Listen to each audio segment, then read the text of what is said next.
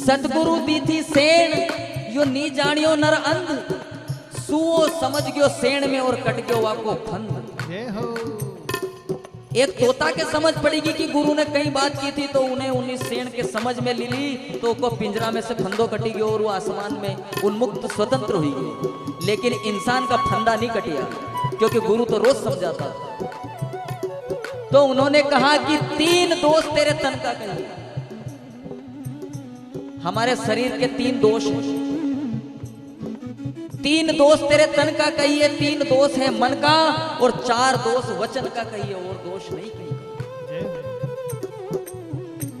ये सब मिलाकर के 10 बीमारियां हैं जो हमारे अंतर में लगी हुई है।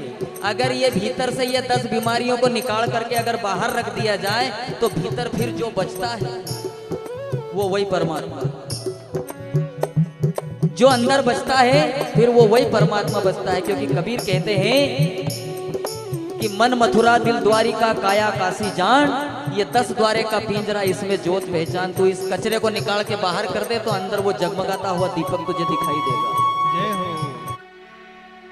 कि मांस मछलियां खात है न सुरा पान सहेत,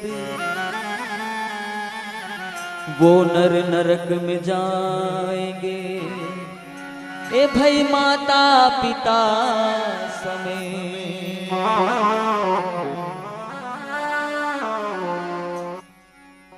माँ बाप अगर ये सोचते हैं कि हमारी औलाद गलत कर्म करती है तो उसका दंड उसी को मिलेगा, लेकिन जी नहीं। कबीर कहते हैं कि औलाद अगर गलत मार्ग पर गई है तो उसका दंड माँ बाप को भोगना पड़ेगा। वो इसलिए कि माँ बाप 4 धातु माँ की और 3 धातु पिता की, इन दोनों माता पिता ने मिलकर के उसका बीज बोया है।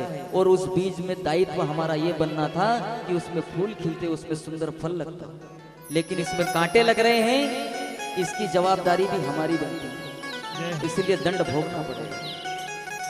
इसलिए सद्गुरु कहते हैं कि तू बाहर से इतना चकाचक झकाझक दिखता है मेरे प्यारे, लेकिन वो काम का नहीं है।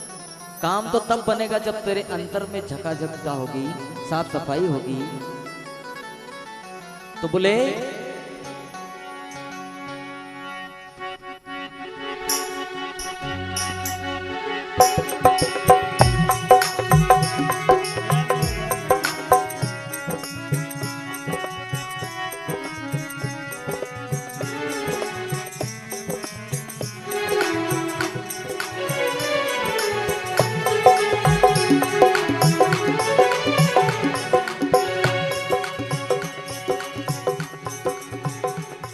अरे दया नहीं है धर्म नहीं है, दया नहीं है धर्म नहीं है, दया नहीं है धर्म नहीं है।